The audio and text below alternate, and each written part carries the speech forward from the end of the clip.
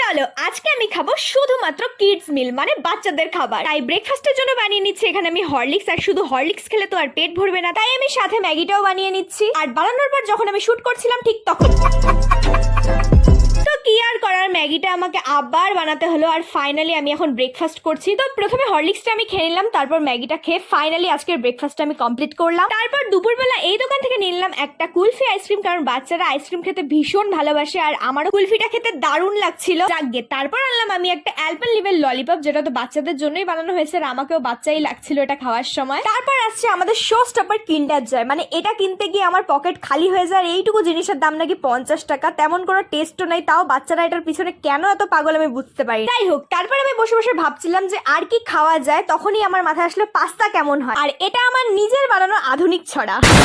চলো এই পাস্তাটা খেয়ে আজকে চ্যালেঞ্জটা আমি কমপ্লিট করলাম। আর তোমরা নতুন নতুন চ্যালেঞ্জেস কমেন্টসে জানাও আর সাবস্ক্রাইবটা করে দিও।